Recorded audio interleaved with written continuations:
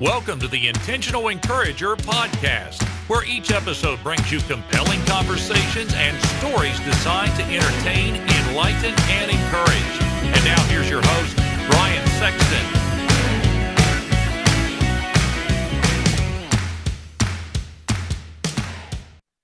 And welcome into the Intentional Encourager podcast. I'm your host, Brian Sexton. Thank you for joining us again today. Anytime that I can talk football, fatherhood, all kinds of things on this podcast, I am down for it. And this guy that I've got on the Intentional Encourager podcast, he is a former college quarterback. We're going to talk about that. So you get the football angle, which I am grateful for. He is an author, a podcaster. His book, Win the Relationship, Not the Deal, came out last January. We'll talk about that. His podcast, the Quarterback Dad Podcast, we'll talk about that. But I am pumped to have with me this morning sales and leadership coach Casey Jacox on the Intentional Encourager podcast. Casey, how are you today, man? I'm well. I'm like, didn't even recognize who you're introducing. It doesn't sound like me. It sounds like too good to be true, but that is all factual data. So I'm humbled to hear those things. Thank you. Oh no, man, it's my pleasure. And again, it's funny because I've had people introduce me when I've been on podcasts like that, and I'm like, wait a minute, are you sure they're talking about me? And here I roll up in a hoodie and things like that. Casey, if you're watching on YouTube, Casey is far more well dressed today than I am. I am rocking my Cincinnati Bengals pullover today and hoodie, and I was telling Casey before we started recording, it's chilly here today, so I wanted to put something on. I hadn't broken this out, and the NFL draft is the time we record this. The NFL draft is next week, so I'm kind of getting prepared in my mind for that event as well too. So, Casey, I want to start here this morning with you. Take me through the last year in your life and your family's life, because again, we're about 2,500 miles apart. You being in Washington State, I'm here in West Virginia. The experiences of COVID-19 have been vastly different. Mm-hmm. So take me through the last year in your family and your business around COVID-19, what you've seen, what you've experienced, and give me something you weren't expecting, either positively or negatively, that came out of it. Like, man, I wasn't expecting that. I would say opportunity and blessing comes to mind from my family. The amount of time we slowed us down. So I have a 15-year-old and a 12-year-old, both into sports, which we got shut down completely. We were very lucky and blessed to have. We have a kind of a little vacation getaway place in Eastern Washington. So we spent literally 4 months there, and number of family dinners, the number of just quality family time that I will never get back, I look at things from an opportunity perspective. I'm a naïve optimist. So that was, it was hard on everybody. I think for me, as it relates to COVID, I'm just excited like 10 years from now, and hopefully someone will tell me the truth, because you're not going to get the truth from any media outlet. You're going to get someone's trying to convince you something. Yeah. And so, what I was surprised maybe about what I was surprised and positively surprised on because coaching game, Brian, I didn't really plan to do it. I didn't really plan on starting a business. I knew I wanted to write a book, and I knew I wanted to start a podcast 2 years ago, but I didn't think I would. My coaching stuff has really kind of started taking off, and you take for granted when you've been in a job for 20 plus years of how much information you store in your head in that computer upstairs. And you realize that's a lot of wisdom that people start asking questions and you share it with people. That's been a very positive thing for me. I got to jump in and ask you about this, because you were talking about your kids, your 15 and 12-year-old, and not being able to play sports. And I was on a podcast last week talking about high school basketball. I've been very involved with my son's Christian school when he played. Of course, he's been graduated a couple of years now, but I'm still involved in the program and in doing things with the program and things like that. And Casey, what happened to us here in West Virginia was we were getting ready to start our state tournament, and boom, it shuts down. And there was no opportunity for those kids to complete their senior year. Like, that's gone. That'll never come back. Unlike what the NCAA has done in giving kids back another year, which has been great. But these high school kids never got that year back. Walk me through what it was like for you coaching, because you played at the collegiate level. We'll get into that. But how did you coach your kids through the shutdown of a season that they were right in the middle of? Yeah, well, so similar. My daughters and son team, they were in the middle school state championship, so they both got shut down too. So again, back to my optimism, I always feel like whatever people believe in, but like God only puts so much on your plate you can handle. Yeah. And I look for opportunity. So I said from day one when COVID started, I said we had a little family meeting. I said the Jacoxes will not use COVID as an excuse not to succeed in life. So yeah, this sucks, but guess what? Everybody's getting picked on. Not just us, not just other family. I mean, everybody's going through. So the time we're going to spend complaining about this, I want to be emotional. I want to be empathetic to what you're going through. And we kind of got that emotional out, but we got to move on because we're not going to change it. And I think maybe that's the quarterback in me where it's like, hey, it's 2nd and 10, I get sacked. Well, I can't sit there and cry and blame people and say, well, they didn't tell me they were blitzing. What, it's like they did. So now it's 3rd and 17. Man, I'm so glad you brought that up, because I have been looking for an outlet for a few months to express this. And it's the perfect, I thank you for that segue. I'm a Cincinnati Bengals fan. I'm sorry. Well, you can't help your raising. Joking. but no, the optimism this year in drafting Joe Burrow, number one. Burrow gets hit in a play in the 3rd quarter. They're playing the Washington football team. He gets hit on a sack play and tears his ACL. I remember Tom Brady getting hit on a sack play and his season being done. I remember Deshaun Watson getting hit on a sack play, tearing his ACL. His season was done. I don't remember the angst from Patriots fans blaming the offensive line, blaming the offensive line coach. Yeah. When Brady got sacked, it was like, okay, his season's done. Nobody wanted the offensive line coach to be run out of New England. They didn't want Dante Scarnecchia, the longtime offensive line coach up there. They didn't want him run out of town. Same thing with the Texans offensive line coach. In Cincinnati, it was incessant. Oh, somebody needs to fire the offensive line coach. This is terrible. How do you not protect your quarterback? It's like, that's why guys get paid to rush the quarterback. Yeah. That's why defensive linemen get just as much money as offensive linemen to go hit your guy that's got the ball. That's what a D lineman does. And an offensive lineman is not going to be able to block successfully on every play. I mean, there are times that the guy in front of him for that play is better than he is. And and I've always said the NFL is a one-play league. You're one play away from scoring, but you're also one play away from your season going the other way. I love what you said about not using COVID as an excuse, because, again, I heard a bunch of excuses. We got to fire the offensive line coach. We got to do this, got to do that. How was it for you when you got your family together and said, we're not going to use it as an excuse? What was the reaction from your family? Because, again, we can do stuff to motivate our families, but was your family buying in? Were you getting some pushback? How take me through, if you don't mind, take me through those conversations.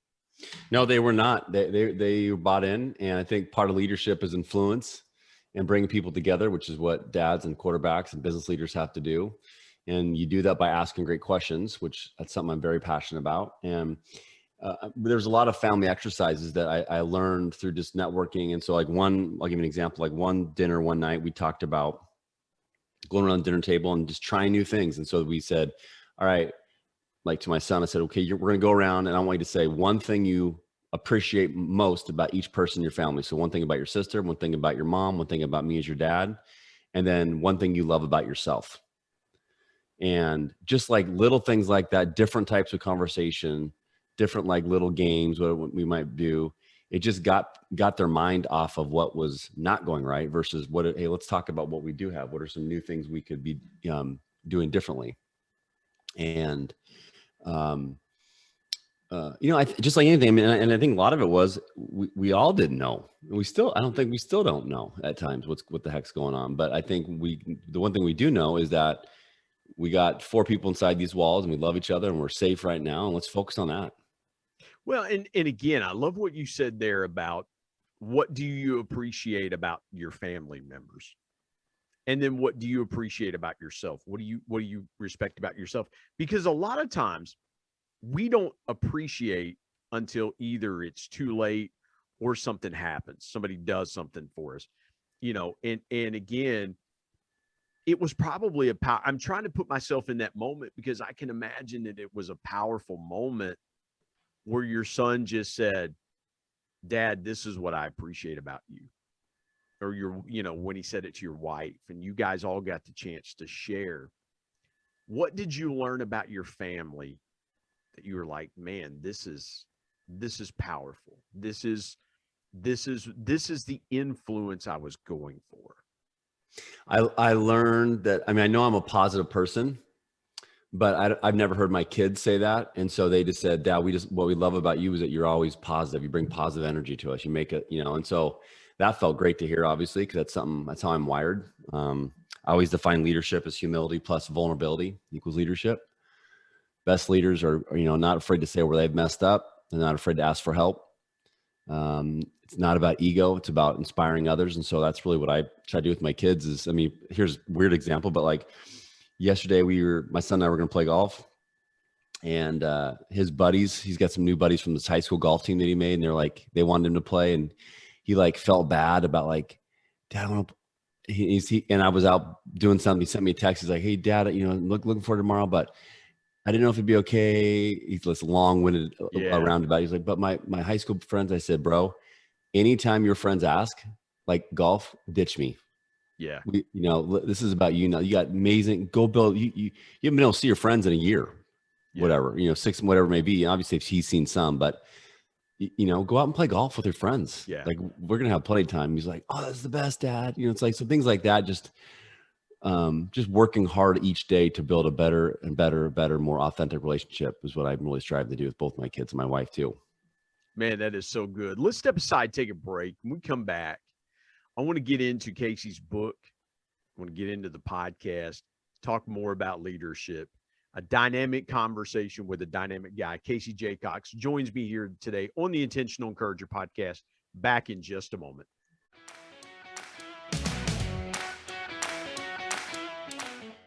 Hey everybody, Brian Sexton here. I want to tell you about our sponsor, SEO National. SEO stands for Search Engine Optimization. Now, what's that, you might say? Well, Search Engine Optimization helps you show up higher on search engines in front of paying customers for words that you as a business owner can monetize. What a great concept. SEO National is owned by my good buddy Damon Burton, who's been a guest here on the Intentional Encourager podcast. Not only has Damon and his team worked with businesses of all sizes, from e-commerce startups to NBA teams and Shark Tank featured businesses, but more importantly, Damon and his team are about transparency, trust, and providing lifetime value. So much so that he still has his first customers after opening SEO National 14 years ago. Let me give you some intentional encouragement and call Damon and his team today at 855-736-6285 or go to www.seonational.com and get a free quote.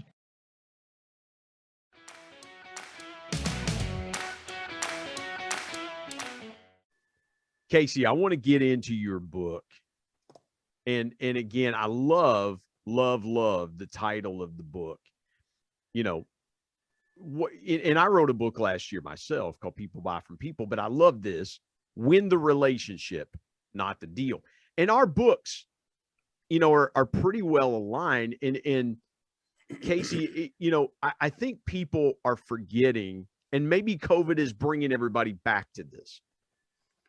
Maybe COVID is actually bringing people back to the fact of the power and importance of relationship. Take me through the impetus behind writing the book, and that aha moment when you got into writing it. You were like, man, I didn't realize that this was good. Because, and the reason I say that, let me, and forgive me for the long-winded question. there are a lot of times, Casey, and especially I find it for me, when I'm in the middle of something or a project or something, I'll listen back to a podcast or I'll read through something, write in a book, and I'm like, I didn't realize that. I talked about it. I didn't realize it. Was there those moments for you as you were writing your book where that came about? Sure. I mean, we all had writer's block a little bit, but I think, for me, my book hit me about 8 or 9 years ago. I was traveled quite a bit in my previous life at a company called K-Force, worked there for 20 years and was helping open up our Dallas market. And there's some younger associates that were trying to, I was just helping them ramp them up a little bit. And at the time I was very fortunate to be our top sales producer for 10 years straight, nationally, left as our firm's all-time sales leader. And I had this idea come to me where they were so competitive about winning deals. And I was trying to ask them, like, how can you win a customer when you lose a deal? And they looked at me like, like, what? I don't understand. I said, think about it. I kept asking them. I said, how can you win a customer when you lose a deal? And they didn't understand. I said, think about if you lose something and you follow up with them to make sure they had a good experience, even if it wasn't you weren't the one they picked. Hey, I want to make sure that you got what you were seeking from your competitor, that you whatever. And the number of times I did that in the consulting staffing industry, where I would follow up with the client before the other company that won the deal, they'd be like, man, thanks for following up. The other people didn't follow up, and no, it's not going well. And then I would end up picking up low-hanging fruit, easy deals, but I wasn't doing it for that. I was just doing it because I cared about people. I never wanted someone to say, oh, Jacox, that guy's a weirdo, dude. Don't call that guy. You can't trust him. Yeah. And then I knew I didn't want to write the book when I was still employed because I didn't want it to be a distraction. And then when I left in March of 2019, I took a couple months off, got my mind right, did a word mapping exercise. And then for 4 months straight, from 9 to 11 o'clock each day, I wrote each day. There were some days I felt like, oh man, this is great. And then it was heinous. It was terrible. And there's days that I thought was terrible, ended up being great. And hired an editor. But the best editor I had, I didn't have to pay. Any idea who that is? Probably your wife or Bingo. Yeah. Yeah. My wife. Yeah. Same here. So, yeah. And so I wrote the book, and it's been so therapeutic. I sarcastically, I always say I proved that one of the goals was to write a book to prove that football guys can't put sentences together. But joking aside, it's not a very, what's called, it's not a long read, 180 pages, but the reviews on Amazon have been so humbling. And I wanted to write a book that was short enough for salespeople, that was story format that they could relate to. Yeah. That we're just shooting the what right now. I want it to be like that. And so that's, thankfully so far, that's the majority of the reviews. I love what you said about proving that a football guy can write a book because, let's go here for a second. A lot of people that are sports fans, I think, don't understand everything that a quarterback has to process in a game. And you played at the collegiate level. I have mad respect for guys that played at higher levels, because when you are in, and especially the way the game is progressing now, it is, the traditional 7-step drop from center, traditionally you take the ball from under center. Obviously, if you go back and watch football 20 years ago, the quarterback's under center, gets the snap, takes a 7-step drop, and kind of surveys the field once he gets his feet set. That is totally different anymore. 70% of even the NFL game now is run from the shotgun. And even then, when you're in the gun, you're still taking a 2 or 3-step drop, and it's moving faster and faster.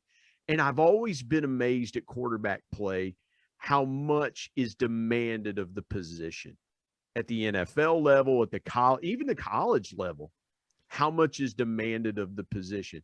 Let's bring the two together for just a second. How much of quarterback play is cerebral and how much of it is leadership? Because and the reason I ask that, Casey, I see these guys with great arms, man can throw it through a window. And it's like $1 million arm, 10-cent head. And they get to the league and it's just they can't put it together. So break it down for me. How much of it is you have to be cerebral, and how much of it is you got to get guys that are willing to, pardon the expression, run through hell in a gas suit for you? Mm-hmm. I think it's a lot. I mean, 90% cerebral. You got to know you got to understand what's going on, who's going where, what's the situation, what is our check, what are tendencies. I think, maybe that's I'm biased because that was always my strength. I was a skinny kid that had to get in the weight room and squeeze every ounce of athletic ability out of me to get stronger. But I think the quarterbacks that aren't smart aren't going to make it that long. You can throw it as hard as you can, but if they don't understand when to throw, have touch, what holes are going to be, anticipation. All these things that I'm talking about now impacted me for life and prepared me for business leadership. And the number of sports analogies I still use every day are all from playing quarterback. But that was what was fun to me. And even now, sometimes I wish, I'm jealous of the guys now that get to play because they're even more on them. Obviously the RPO game was run pass option. We did a lot of shotgun, but we still did 3, 5, 7-step drop. Central Washington University was a big quarterback factory. Guys like John Kitna, Mike Riley, got him Zach Hill, who's the offensive coordinator at Arizona State. Yep. Guys, there's a lot of quarterbacks that came to Central that are now Ryan Fournier, guys runs an insurance company. There's, it's one of those positions where you get too much credit, you get too much blame, but you got to be able to take both with humility and stride and grace and confidence. And what inspired me most about playing quarterback, when I love is trying to get my offensive linemen's names in the paper. That made my day, and there's a story of in my senior year of college. So this is what most people don't realize. I had 6 offensive linemen receive all league honors. So think about that for a minute. Yeah. For all the football geniuses out there, they're like, your first question be saying, how's that possible? There's only 5 offensive linemen. You're like, you're right. We had one of our guys, Evan Ayers, get hurt, and they had to have another guy step in, and he ended up getting honorable mention. So and then we ended up, our beat reporter that would interview me every week, I had him come down and do a story on the offensive line without telling him it was my idea. And then eventually got back to him. But that was what, that's to me was back to your question about leadership. That's leadership. Those guys remember that forever. Well, and Casey, I didn't mean to interrupt there, but right. I loved what you said, because the thing that people don't realize about an offensive line is that they're never touching the football. If they touch the football, something bad likely is happening. There's either a fumble or there's a batted ball in the air that somebody's got to get from being intercepted. Not unless you've got a tackle, not unless you've got a really good athlete, you can run a tackle eligible play or something like that. Those guys, you're right. Those guys are not your quote unquote skill positions. But again, like we were talking about with Joe Burrow, if you don't protect your quarterback and you got a musical chairs back there under center, it's going to be a bad year, because you've got to protect the guy that is your trigger man, your guy that's running and calling signals. I got to ask you this.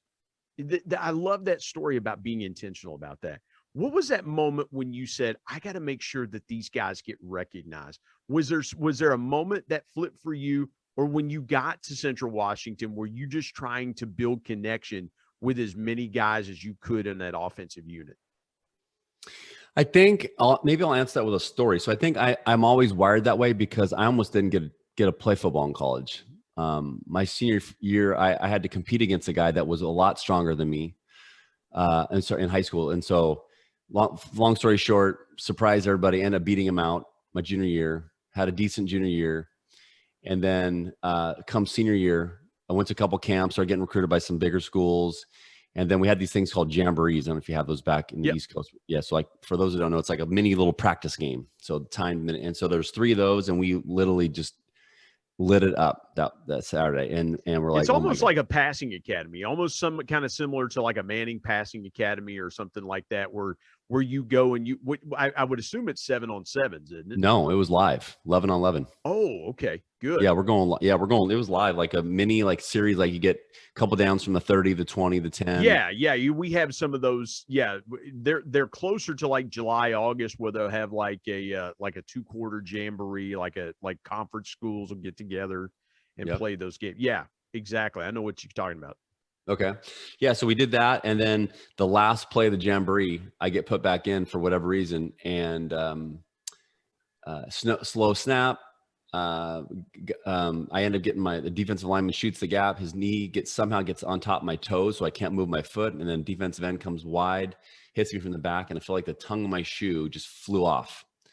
I knew something was not right. I felt immediate shock, tried to stand up, took a walk, took a step, collapsed. Trainer comes out, typical high school trainer. Oh, I think it'll be all right. Just put some ice on it. We'll be back by Monday. All of a sudden, pain started happening more and more and more. My mom and dad took me to the ER. Doc says, you broke your foot in 4 spots. You'll be in surgery within 3 hours. I'm now done. The guy that I beat out now has to play quarterback because he was going to play tight end for us. He goes on to take our team to the state playoffs, first time in 20 years. Breaks our single season passing yardage record, first time in 20 years, and was named second team all-league quarterback. All things that I would want to accomplish, but I couldn't.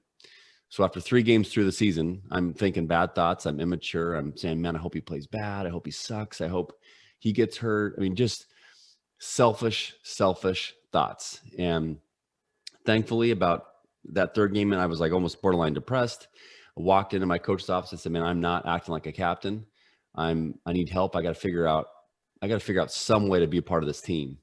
And it's funny. He was more like, I'm so impressed that you had the courage to come talk to me. And I was just asking for help. And he goes, Case, you know this offense better than I do. Why don't you go up in the booth and help me call plays? I was like, what do you mean? He's like, I want you to be my offensive coordinator. And like that, when that happened, I felt like a vacuum sucked out all the negative energy. And I was like, boom, I had clarity, I had purpose.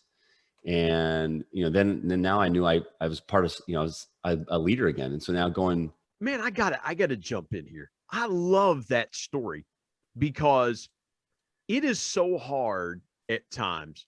In full transparency, Casey, that's the biggest battle that I had with my son, keeping him encouraged in high school because he wasn't getting to play a lot, transferred schools. If he'd have stayed at the original school, he probably would have started his last 2 years, but he went to a better program, didn't play as much, but he was a great teammate. And that's what I was trying to get and encourage him was, you're doing things in practice that make your team better. You may not get to see the floor. And we didn't have high school. Our Christian schools don't play high school football because we just don't have enough kids. But when you were able to go up in the booth, I had 2 questions around that. How did it help you see the game better? And what did it do to your creativity? Because as an offensive coordinator, you're trying to game plan and be as creative as you can, not only in play design, but in timing and things like that. What did it do for both of those things inside of you? I think it just elevated so my strength was already like the mindset of, I just picked up football knowledge quicker than most. I don't know, it was maybe just a gift or blessing, but it just elevated it. It allowed me to take that skill. And then when I got to college, things just came quick. I understood concepts quick. I understood checks quick. I think having that coaching that we say quarterback is the coach in the field. So, the big thing is, once from doing that, though, I still had to go do it. I mean, I never really played high school football after my junior year. And so I didn't know could I keep doing it. And then, I was a 12th quarterback on the depth chart my freshman year at Central. And, all those skills I learned from just, thinking about things, when could I, if it's 3rd and 6 and I don't like play, like having the confidence to know that, hey, I can make this, and it's going to put us in a better spot than before. And being able to talk to my quarterback coach or coaches at the time and explain that, hey, this is why I did it, and having confidence do it. And then just explain to them that, hey, and they knew about my injury, and so they knew that they probably gave me a longer leash than others with that flexibility. But it was, it's fun. I'm going to say the best thing that ever happened to me. I would never take that. If I didn't break my foot and it would not have prepared me for business adversity, life adversity. Even when my kids go through their struggles, I'm like, listen, Dad already played. I'm done playing. And this is not going to be an easy road for you, but like, these are things that you have two choices. And I would say it's a Slight Edge, great book by Jeff Olson. Like, what's your slight edge? It's like, you're going to use this to get better, or you use this to get worse. Wow. No, I'm just jotting this down. I mean, it's just such good stuff. I've got to ask you about the podcast real quick. Let's talk about it before we get to the break. The QB Dad podcast. When you're talking to people on your podcast, because I get this. I write stuff down. I take notes because it's just I'm trying to not only trying to draw in great conversation, draw out more conversation, but take stuff in as well. What's been the one thing, that aha moment from the podcast that you've gone, man, this is dynamite? And what has the podcast done? What has your podcast done for you? I'd say the biggest thing the podcast has done the biggest thing I love about the podcast is that it's still going. I mean, I'm going on year 2. I have, I think we're at almost 90 episodes published. have episodes recorded now up through July.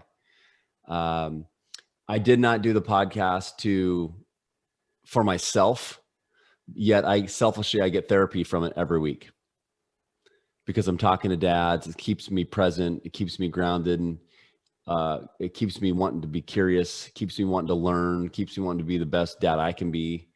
What I love about the podcast I get to, run is that I don't care if you're, the Mariners announcer, Rick Riz, to Aaron Goldsmith, to Coach Lorenzo Romar from Pepperdine, to Michael Gervais of Finding Mastery. He does work with Coach Pete Carroll. Those are great jobs, guys. But guess what? We're all dads. Yeah. And that's what we have in common. And that's really what I try to block out the noise of we got 18 summers to make an impact on our kids before they go and do their own things. And that's real. And that was from my wife. That was like one of the best quotes she ever said. I also interviewed a guy named Swen Nader, who played for John Wooden. That was an amazing experience. The podcast for me is just a way to inspire dads. And I'm, very blessed that we've had a couple of sponsors come on board. We have Acme Homes, a home builder out in the state of Washington, and then a amazing fish company called Catch Sitka Seafoods, who they ship fish fresh from Sitka, Alaska. And it's the most ridiculous fish. But when companies like that are wanting to get on board, and I didn't know how I was going to get a sponsor. And I tell them I'm not charging a lot, just help me cover my cost and let me keep doing this thing. And so I'm hoping they get more benefit out of it than I do, because then if it's more about someone else, I know it's going to always return. It always does that. It did it throughout my whole business career.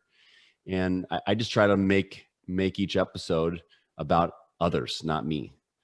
Yeah. So, man, that's awesome. That is so good. I love that. 18 summers to make an impact on our kids. It is, because you blink your eyes. I tell my son all the time, your mom and I blinked and you were graduating high school. Yep. And so it happens. Let's step aside, take a break. When we come back, we're going to get into more of Casey's life story. I love this. This is so good.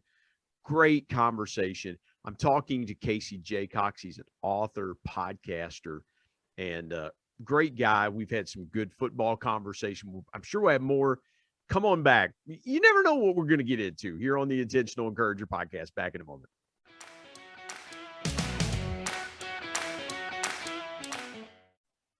Hey, everybody. Brian Sexton. Want to tell you about my new book, People Buy from People. 10 powerful people lessons from the ultimate people person, my dad. My dad was one of the greatest connectors that I ever knew.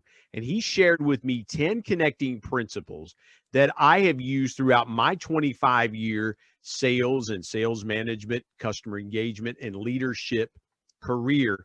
that I'm passing along to you. If you want to be a stronger, deeper, and more powerful connector, you've got to pick up a copy of People Buy From People. There are concepts in there that you may not realize help make you a power connector. You can go to Amazon and pick it up, Kindle if you're an e-reader and you like to do it that way, or now available on Audible. And there's one other way you can get a copy of People Buy From People. You can get one from me and I'll sign it for you. You go to intentionalmediaandpublishing@gmail.com and send me an email, and I'll share with you the link on how you can get a signed copy. You can buy a signed copy directly from me. Again, People Buy From People. If you want to connect like never before, pick up your copy today of People Buy From People. And now let's get back to more great conversation here on the Intentional Encourager podcast.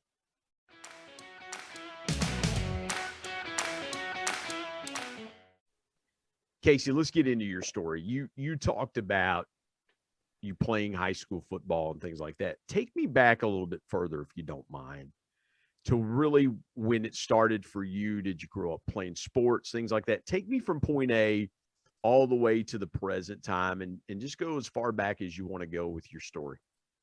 Yeah, I mean, I played sports growing up, football, baseball, basketball. I didn't play football till I was 12. My mom would let me play tackle football till then. So I was a soccer kid. And I think back to, I had great parents, great people around. We lived middle-class family, didn't travel a bunch. Our travel was camping and things like that. And a lot of family reunions. But I think back to like stories that helped shape me. And that was in that journey was, and I was 12 years old playing baseball. And I remember the first time really getting fast pitch, and the guy, he swore he looked like he was like 7'4", 600 pounds. And I was like, oh my God, what am I doing? And the guy we had one of those kids in my little league, man. He threw harder than everybody else, and he was just, the ball hummed to the plate. Yeah, we had one of those guys too. But you didn't know where it was going. That's what was so scary. Oh man, yeah, our guy had good control. Oh, dude, no. So like this is like an embarrassing story, but one that going back to that humility thing and vulnerability, like oversharing. But to me, this is where it's how we inspire people. I was so scared that I faked a stomach ache. And I told I'm like, oh, there's no way I'm facing this dude. No way. And I remember on the way home, my mom they asked a question. I said, oh yeah, I'm not really sick, Mom. I didn't want to face that guy. She goes, what? And I was like, I got caught here. I'm getting called out. And she made me call my coach and tell him what I did and own it. And then my coach said, well, you don't need to apologize to me. You need to apologize to your teammates. And so he made me the next day at practice apologize to everybody. It's like those lessons of, I'm 45 years old and I still remember that like yesterday. Like I let them down because I was, and so like that, but that built resiliency, that built grittiness, that made me even more mentally tough or physically tough. It's like I can't ever do that again. So stories like that. I was always I was an average athlete. I didn't really knew I could play in college until high school. And a guy like my old high school football coach is a really good friend of mine, Coach Marty Osborne. Remember when I was in junior, he said, hey, you got a chance to be our guy, but you got to get in the weight room. Here's the things you got to do. And I was like, couldn't believe he was talking about me. I was like, what? Really? And so like starting when I was 15, I'd get up in the morning on Monday, Wednesday, and Friday. One of my offensive linemen would pick me up and we'd go work out in the gym before school. And then I'd stay after school on Monday, Wednesday, Friday. I'd do the same lift. So I was doing 2 days. And then on Tuesdays and Thursdays, I'd stay after and throw it to anybody. I don't care if you're in the band, drill team, teacher, I don't care who. I would find someone to throw the football to. And then end up getting, I had a couple of jobs in high school. What do you think your life would have been like? That is a beautiful that is a beautiful example of intentional encouragement. Your coach coming up to you and saying, you've got a chance. You can be our guy. What do you think your trajectory would have been if your coach had not intentionally encouraged you to dream like that and to think like that? Because as I was listening to you talk, Casey, and I didn't mean to jump in, but I'm sitting there going, average athlete, like a lot of high school kids, but he gets that spark of intentional encouragement, and all of a sudden he goes from average to great. just from that piece of intentional encouragement. You ever think back about that moment and the impact of the intentional encouragement that your coach gave you? Oh, 100%. Totally changes the outcome of who I become. And speaking truth into people is such a gift. I interviewed someone on my podcast. He was a coach, local host, a high school football coach here. And he said, he remembers when I told him that story, he remembers his coach when he was like 10 or 12 years old, whatever it was. Like, he says, man, you throw so well in the heat. You're such a good pitcher in the heat. And he's like, I am. And, and sometimes you got to believe. That's why I think the power of positivity is just like, you got to like inspire confidence in people and let them know, because I saw a stat that the average human has 10,000 thoughts a day, and the number of negative thoughts is 80% of those. So our negative self-talk is always there. It's always, we're like, oh, can I do it? Should I pick the phone up? This meeting's probably not going to go well. Oh, I don't like playing in the rain. All the negative, but it's like, and if you can just inspire some confidence and some positivity in people, like, man, I love watching you play, or man, you're such a good defender. I would not want to go against you today. And make them realize when they step on the field or step in the business world, or wherever it may be, or family, that life's going to be okay. Because I know, I know I believe what I do matters. And so does he, or so does she. And I just heard her say it. So, well, and one of my all-time favorite quotes, and I said this to him when he was on the podcast. I said this to Tom Ziegler about his dad. I said, Tom, one of my very favorite quotes is what your dad, Zig Ziglar, said. And he said, encouragement is the fuel that powers hope. And again, I love what you're saying, Casey, about I'd find anybody to throw it to. It didn't matter. If you would catch me, it didn't matter who it was. How did repetition make you better? Because I think, again, when you're talking about connection and relationship and winning the deal and things like that, it's repetition. People buy connection before they ever make a transaction. It's repetitiveness. It's doing it over and over and being consistent.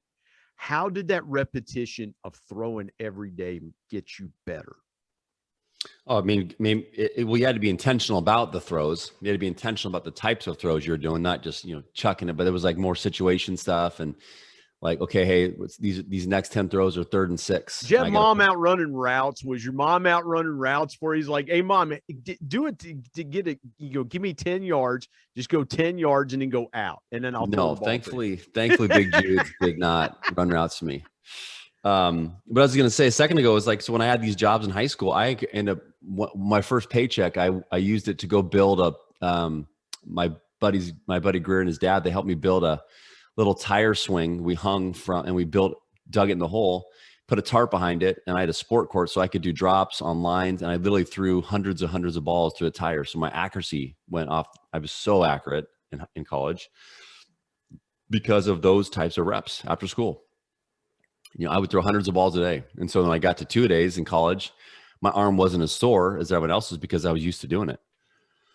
Right. That same level of practice. I don't know if you've seen this in your business world, but one of the number one things I coach leaders, sales teams, leaders is they don't practice.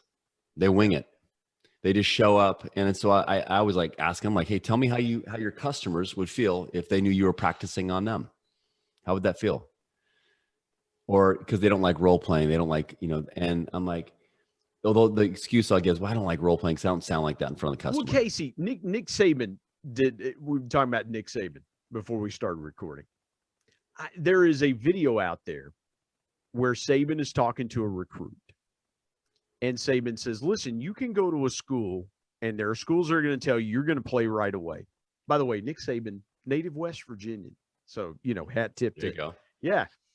But he says to this recruit, he said, you can go to a school, similar SEC school, and you can play right away. They're going to tell you can play right away. I'm not going to tell you that. You come to Alabama, your first 2 years, you're probably going to be behind guys that are going to go on to the NFL. He said, but our practices, you will not you won't play against people that are better than the guys you practice against every day. He said, ask the guys that have gotten drafted in the NFL. And he starts naming Amari Cooper, who plays wide receiver for the Dallas Cowboys. And cornerbacks, and say Dre Kirkpatrick that played for the Cincinnati Bengals. He played defensive back. He said these guys would go up against each other in practice. Our best receiver would go up against our best corner, and both of them are getting drafted number 1 in the NFL. Our offensive linemen are going up against defensive linemen, and they're both both of them are first-round draft picks.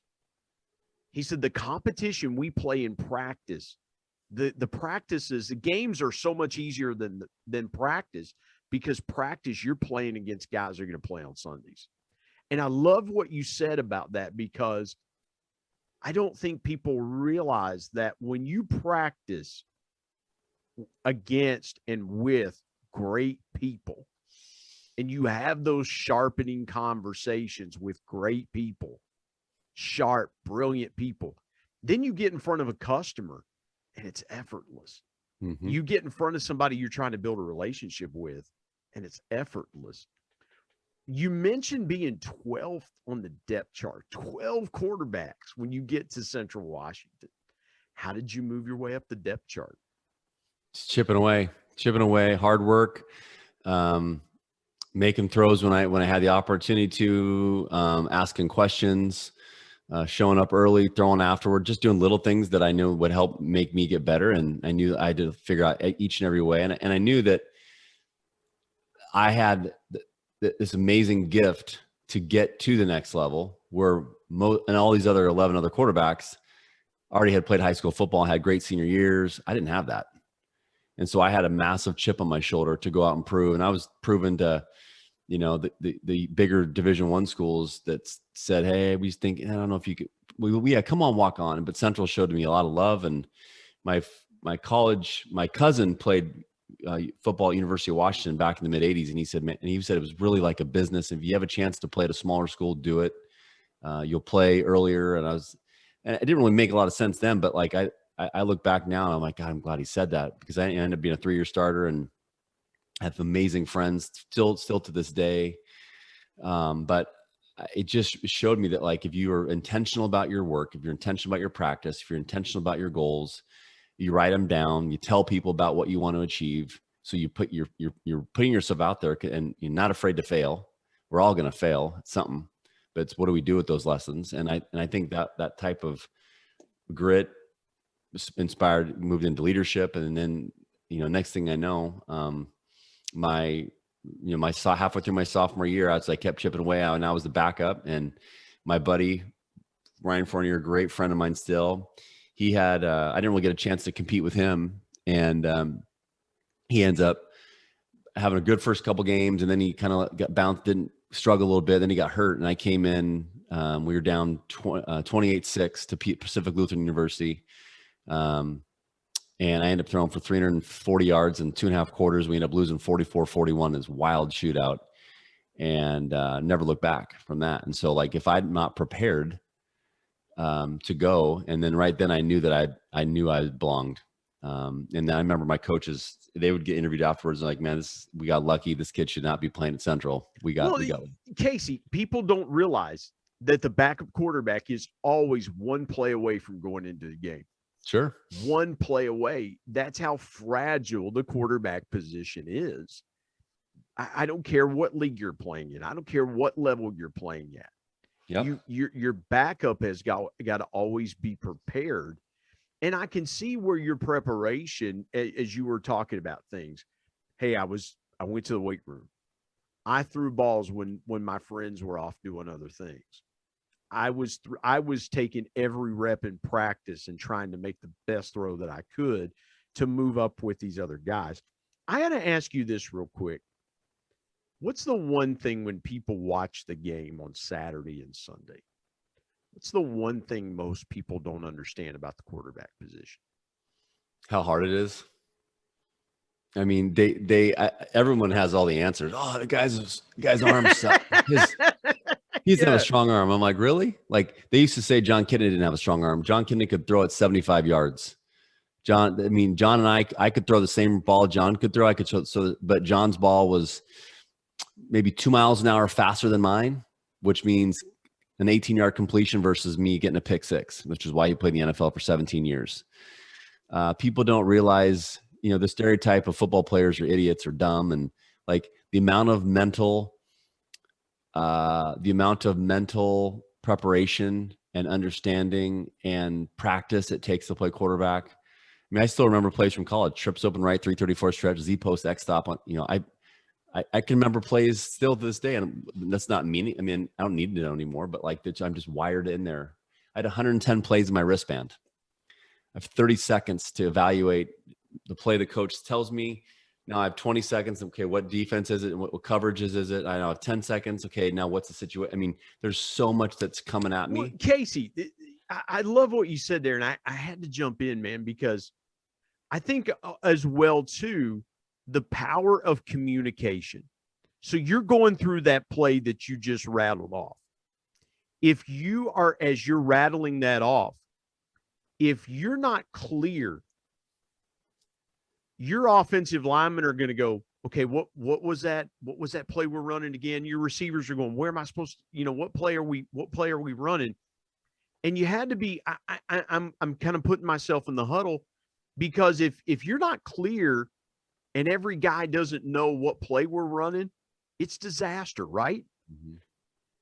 Oh, totally. Yeah. And that's why it's up to the quarterback to make sure that we get them in the right position, whether it's if it's, zoom to trips, which is a motion to trips formation. If we're already starting in trips, then that's not, you got to make sure you get people lined up on the right side. If you got to make sure you have enough guys in line of scrimmage, you get a penalty. You got to make sure that if you have play call where we won't be able to protect because they're bringing 6 and we only have 5 blocking. That's not the lineman's fault. That's my fault. That's the quarterback's fault. Right. And so like those types of lessons right there, Brian, you're making me think of us like in the staffing consulting industry, I had, it's always easy to point the finger at someone else, but the best quarterbacks I was always around, I was taught, guys like by Bo Baldwin, my quarterback coach, who's now the head coach at Cal Poly, it was always about what can you do differently? What can you do better? And, and my other coach, John Zamblin, he always said, those that are good are going to tell everybody, but those, when you're great, they're going to tell you. I just love that piece of advice because it always sits home till me today. And so it's,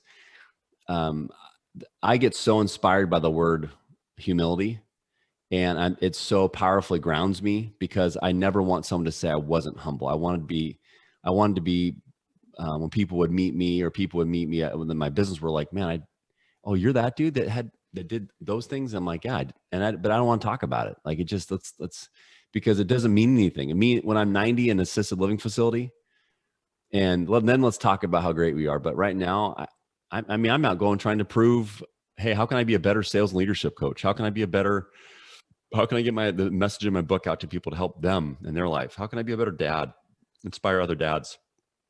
And that's all I'm focused on right now. I love that. Always figuring out how to get better. Because again, I think if you are just saying, okay, man, I'm good with where I am now. I'm good here. Like you mentioned, John Kitna. Most guys, it would be a dream to get to the NFL. Mm-hmm. And Kitna stayed around for 17 years because he figured out the value he could bring to every team he played on. When he walked into the locker room, and forgive me, Casey, I want to go here for a second because you sparked that in me. A guy like Kitna walks into the locker room. When that team signed John Kitna, they knew exactly what they were getting. And I can imagine Kitna saying, okay, yeah, you know what you're getting. I'm going to show you what you're not, what you didn't expect to get. And that's the leadership, the value you can bring to your team, the way he communicates with teammates, making everybody in the locker room better. Like those are things in business when you can over deliver. That's ultimately the thing. Real quick, would you take me through the biggest obstacle, either in life or sports, that you have faced and the lesson you learned from it? Well, I would probably still go back to the story I shared about my injury as by far the biggest adversity, but that experience prepped me for, I was a part of the largest deal in my previous employer's K-Force history. I wrote about this in my book, and I was also part of the biggest disaster. Like that same deal then fell apart. 3 months later, and I had to lay off a ton of people. But going through that injury of saying, man, the world's going to end. What's going on? This sucks. Oh my God. To then realizing, no, yeah, this does, but what an opportunity to show leadership and to help people stay calm and not freak out in the huddle. And who cares? We fumbled on first down, but we got the ball back. It was now it's 2nd and 16. We still can make a positive play. So that having that always the hope or optimism that we can do great things. And that's what inspires me. I get sometimes inspiration from my own experiences, which sounds weird to say, but if I don't go through that injury moment and don't have the confidence and humility and vulnerability to go ask for help and put myself out there, because majority of dads or business leaders or anybody, we let ego get in the way. We let ego stop us because we don't want to show weakness because I'm asking for help. It's kind of like when men don't want to ask for directions.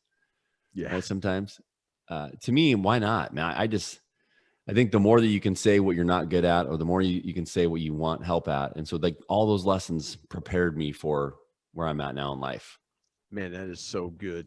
Casey, man, you've been so great with your time. And I'm grateful for it. Share with us in the audience your biggest piece of intentional encouragement.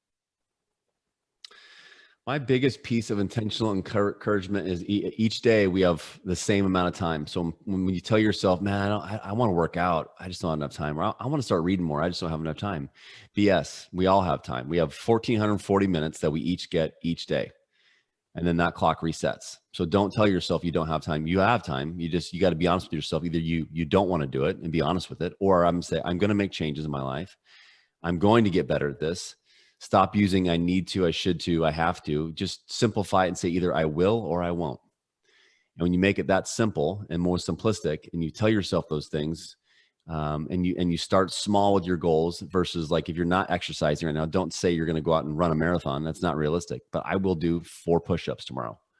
The next week I will do 8 push-ups tomorrow. All of a sudden that starts multiplying. I will read 10 pages tomorrow in my book. I will journal once a day, a gratitude journal. Like, to me, those little things like there of mindset change the game for everybody when you can realize that we're all on this journey together. But I just don't like excuses. I like accountability. And I would just encourage people to be thinking about it from that perspective. Man, that is so good. That is so good. And I wrote this down: simplifying life, setting small goals. Man, that is so powerful. That is so good. What a great way to end our conversation. Casey, tell folks how they can connect with you. Tell folks where they can get the QB Dad podcast. You're going to want to subscribe to that podcast as well. Tell folks how they can get connected with you. Yeah, no, thanks for asking. So the best way people can find me is just my website, CaseyJacox.com. You can learn about my podcast, my book, my speaking, my coaching I do. The podcast is live on every podcast player. It's called the Quarterback DadCast. If you're interested in my book, that's called Win the Relationship, Not the Deal. You can find that on Amazon right now. It's available in Kindle and paperback. The goal is to do a Audible. It's in the future plans, just making time to do it. It is timely. Yes, it is. Speaking from one that has done an Audible book, it is very timely. So yeah, that's the best way to find me. And all my contact info is on my website. I'm also on LinkedIn. That's a big tool. I'm very active on LinkedIn, so that's another place to find me as well. Awesome. Casey Jacox, man, this has been great. Thank you so much for joining us today on the Intentional Encourager podcast. I'm honored. Thank you for your time.